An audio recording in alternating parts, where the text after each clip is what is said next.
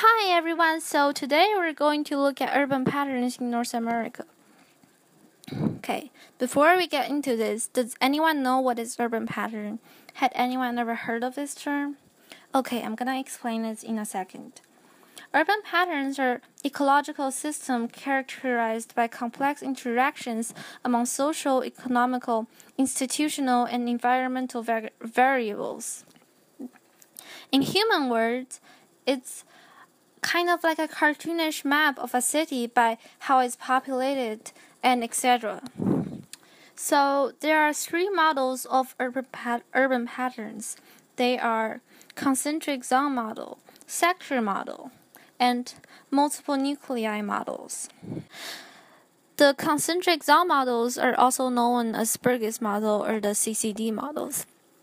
It is one of the earliest theoretical models to explain urban social structures. It was created by a sociologist called Eastern Burgess in 1922. Sector models. Sector models are also known as HOYT model. I seriously have no idea how to pronounce this name, so I'm just gonna call it like that. So sector models is it's an urban land use purpose in 1939 by an economist, Homer Hoyt. It's a modification of the concentric zone model of city development. The benefit of this application of this model include the fact that it allows an outward progression of growth. As with all simple models of such complex phenomena, it's validly limited. Multiple nuclei model. The multiple nuclei model is an economical model created by those two guys. I'm not gonna say the name because you guys are definitely gonna laugh at me. In 1945, in an article called The Nature of Cities. It is interesting because I found that three of these models could all apply on one of this magical city in North America. Do you want to take a guess? Alright, it's actually Chicago. So now we're going to look at the structure of this city. Based on the human ecological theory by Burgess and apply on the city Chicago, it was first to give the explanation of distribution of the social group within the urban areas.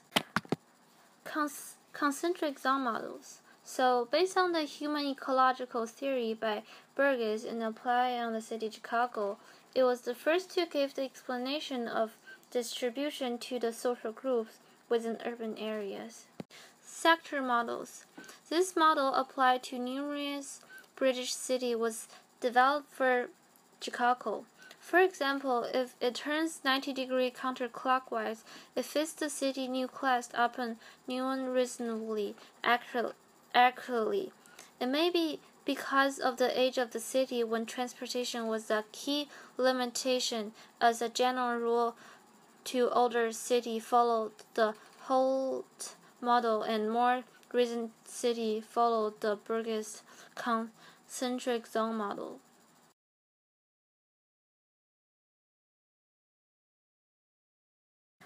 Last but not least, multiple nuclei model. The model describes the layout of a city based on Chicago.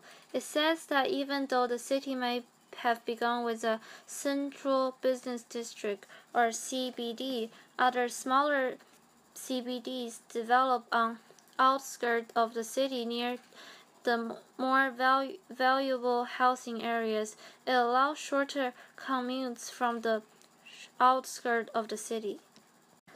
Last but not least, multiple nuclei model. The model describes the layout of a city based on Chicago. It says that even though the city may have begun with a central business district or CBD, other smaller CBDs develop on outskirts of the city near the more valuable housing areas. It allows shorter commutes from the outskirts of the city.